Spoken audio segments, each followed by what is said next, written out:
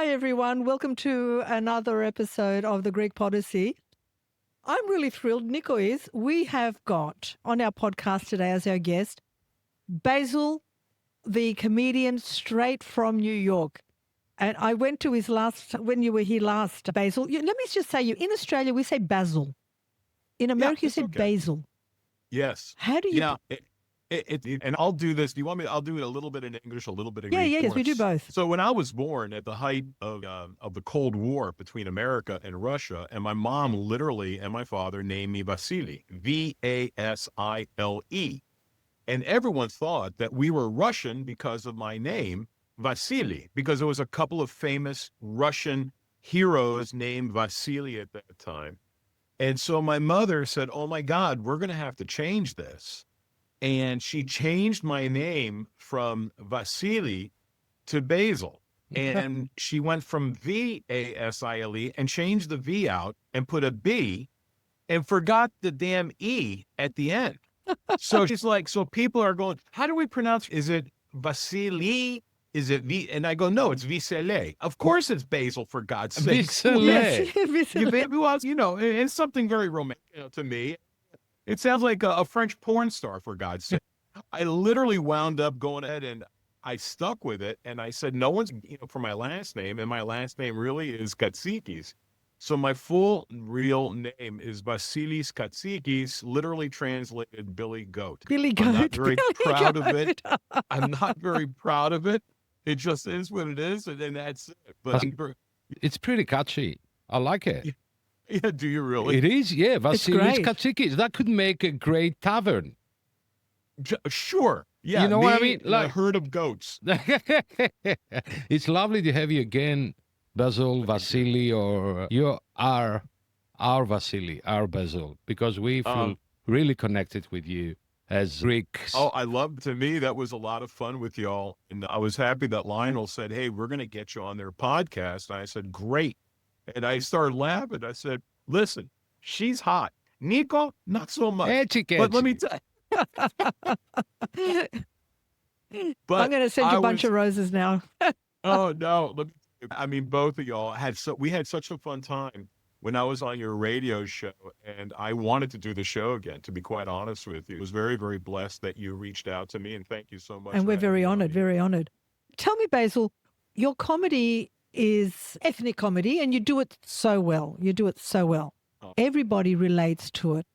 How is that going to transcend through the ages when you don't have the classic yaya anymore, when you don't have the classic papu stories to draw your inspiration from? How would you draw inspiration, for example, from me as a yaya? Is that how it works? You got to understand, you have to change the material as you go, Christina. So for me, if you just same old, people are going to basically say, okay, it doesn't resonate with the audience, the younger audience today. So you have to change whatever is going on. I do this whole bit, and you've seen this bit before because I did it 2 years ago. I do this whole entire thing about my yaya wants Wi-Fi. And I go, what the hell is Wi-Fi? Now, the woman is basically 106 years old. We're from Icaria. We're the blue zone. And people do live in their hundreds. And my papu, Yaya's 106, papu is 105. She's a year older. And she told me, this is roughly about 10 years ago, that she wanted Wi-Fi. And I go, Yeti, and I didn't understand what the hell she was talking about. And she goes, Kriazme Wi-Fi. And I said, what do you need Wi-Fi for? So I didn't want to look like an idiot that I had no idea what she was talking about. And she goes, to Kriazme Yatafachabuka. And I'm sitting there and I'm thinking, okay, and I'm going in my mind, I go, oh my God, she wants Wi-Fi for Facebook. And I said, yeah, is he feliz Facebook? She goes, nah. And I start laughing. I said, yeah, your friends are dead. I don't know how to explain this to you. You have no friends, okay? You only have family. So you have to move your material along with the times, that things are modernizing. You have to take into effect Generation Z, Gen Z. You got to take what they're doing. You got to take in the sexy yayadas versus the yayadas back in the day. I mean, yayadas today are wearing bikini underwear. My yaya never wore. I mean, maybe if the sobraka went up or piscino a little bit, that would be a thong. But I'm telling you, I mean, to me, it's just a different way. And you have to look at the material differently and modernize it and make fun of the things that are available to us. But you got to remember, I'm also an American stand-up comedian. So I have 3 different types of shows that I do, which are completely different. So I have the Growing Up Greek in America series, and with this tour, which is the Yaya Don't Play, Yaya Dempezi. And then I also have my Basilicious tour, which is my general audience tour that I do for English-speaking people around the world, and I do that. And then I also, because I came from a white-collar background, I went to law school and I dealt with law firms, I do a corporate show that I do, and that is, different material. So a lot of people like a Joe Avati or a George Campaneris or a Tahir Bilchik or James, who I'm working with right now, they deal with one show. I have to deal with 3 different shows as to wherever, where program to go ahead and entertain. But James Liotta, very, very funny cat. We're working together on this show he's my opener. And I just love the guy. He's very sweet, very sincere. So we have the Italy represented a little bit who are coming to the show. And then I'm very fortunate to be working together. Is the same But that's guy? the way you keep your material relevant. Is the same guy that you had last year? No, the Was it? last time, that was Grant Galena. Okay, another Italian. Yeah, another Italian. The Italy love being with the Greeks. I mean, Yes. I'm just surprised they have tried to taken me over yet, or so it's little by little. Have you ever been in a situation where you've got an audience and you think they're just not getting it? Oh, listen, yeah, of course. You're going to have an audience. And I never blame the audience. I blame myself because I didn't get the opportunity to link in with them the proper way. So there are times when you have to sit there and go, okay, what do I do? And very, very fortunate that I'm quick-witted enough where I could I'm going to work the crowd. And instead of me being on stage, I go into the crowd and I start improvising left and right. And I have God, Ortheos, was good to me. He said, okay, I'm going to let you, and like my father would always say, he goes, you are the king of bullshit. That's an art form in itself. Oh, That's no enough. 2 ways. Can I ask you something? How's the new generation the ethnic humor and the also scene?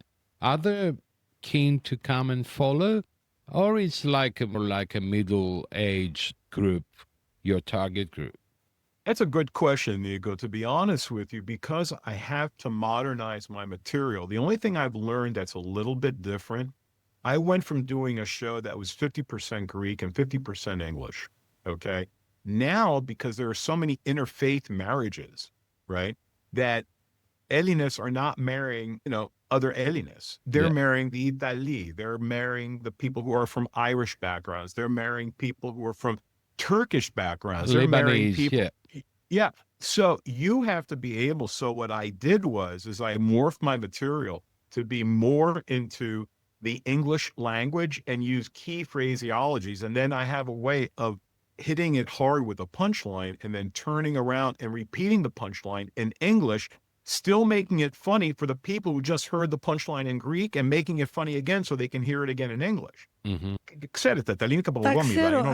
So it's all spasmena linica. Yeah, they're cute. They're cute. They're very cute. I want people to actually understand, absorb how difficult what you do is. It's extremely difficult to come up with fresh material, to read an audience, to be able to deliver the right humor and comedy to that audience and have that interaction.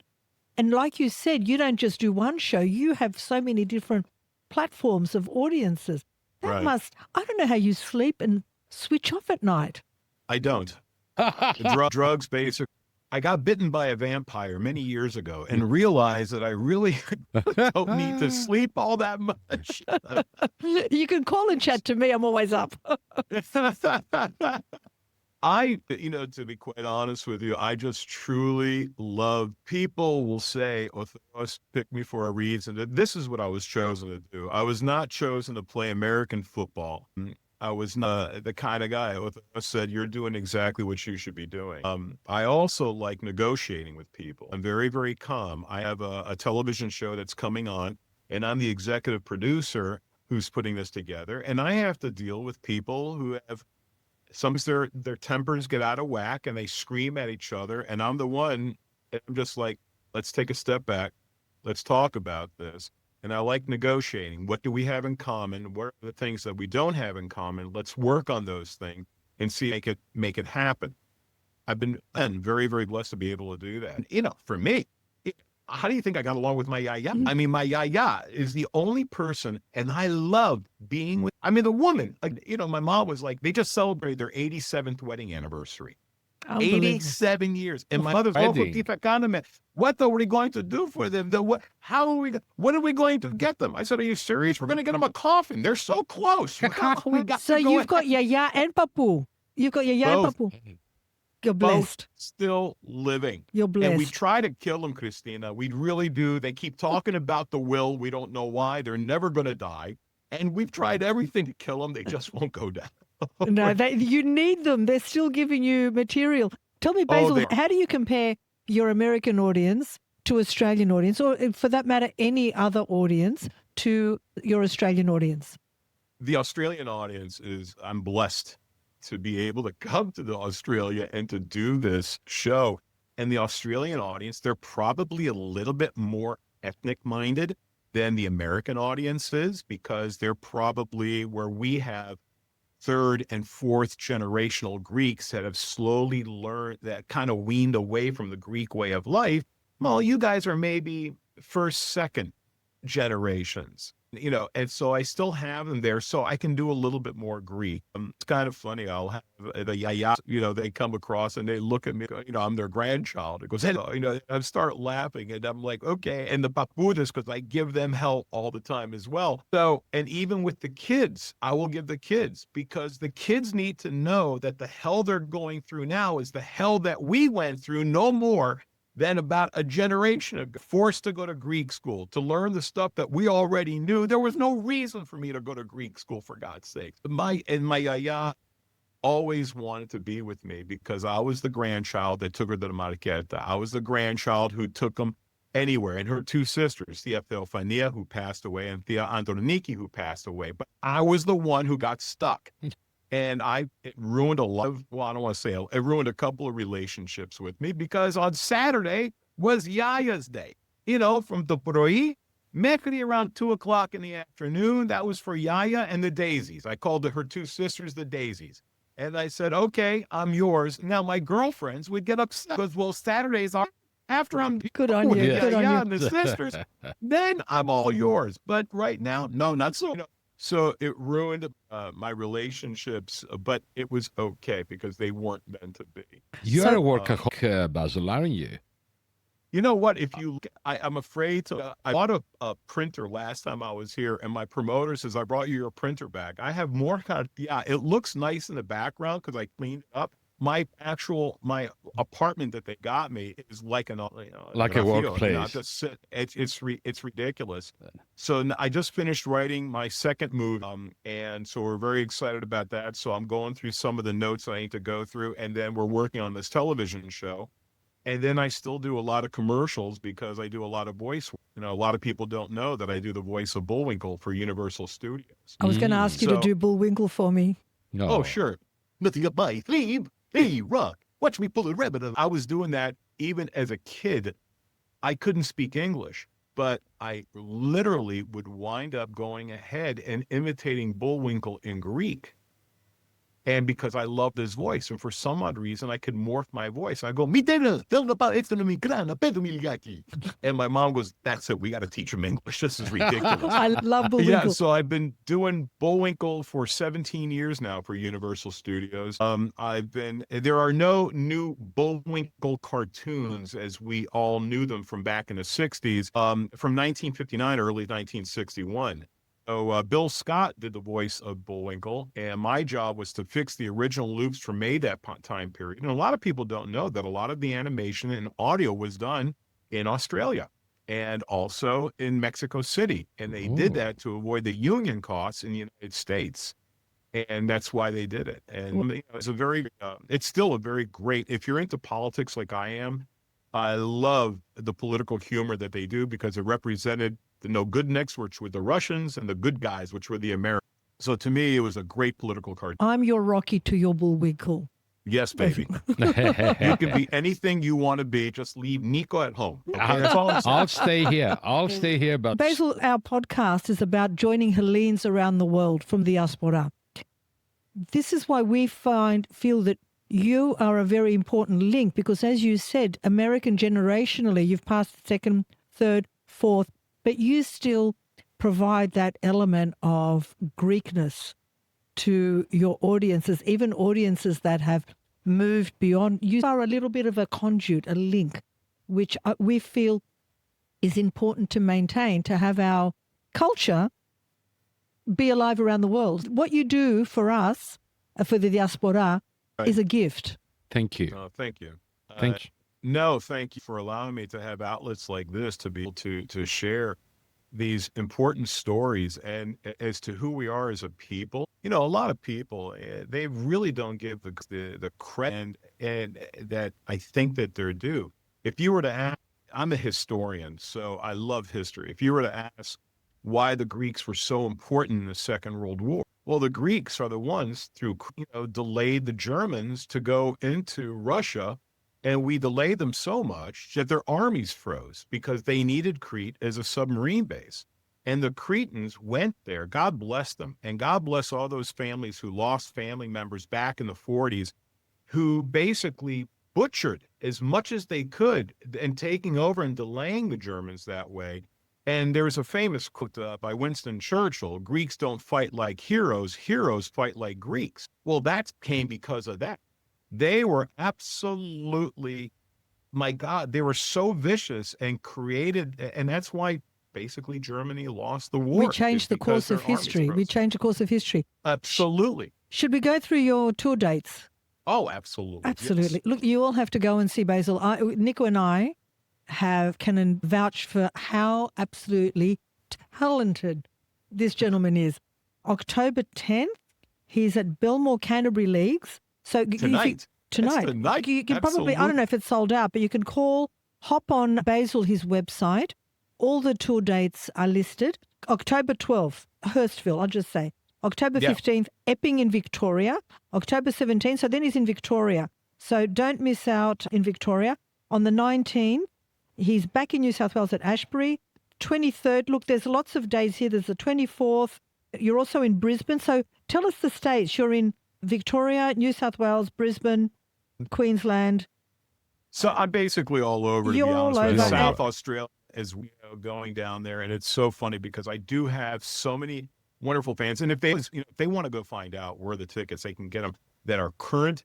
Because we're going to be adding some shows too. So some shows had to be moved around. So what we're doing right now, go to bmentertainment.com.au. Again, bmentertainment.com.au. You guys can always find out exactly where I'm at and what the shows, and there's ticket links for that as well. And if you want to find out about me, please go to basillive.com, basillive.com, and you can always find out where I'm going to be at in the news, and we'll be reporting. And the new television show that we're very excited about, we'll be uploading pictures from that probably in about a month. That's when we're allowed to go ahead and do this. So we're kind of excited about it. Thank you so much. It's been an absolute pleasure. Best of luck. Break a leg tonight. Thank you. I know you're going to be a hit. Don't miss out on Basil's shows. Try and get to see one. You will enjoy a good belly laugh. We love you, Basil. We love you. Christina and Nico, thank you so much. And hey, thank God we have the actual Greek Podyssey, and I'm so happy to be part of it. You guys, I'm blessed to be with y'all. Thank you. Thank you, Basil. Thank you, Basil. Thank you for having me.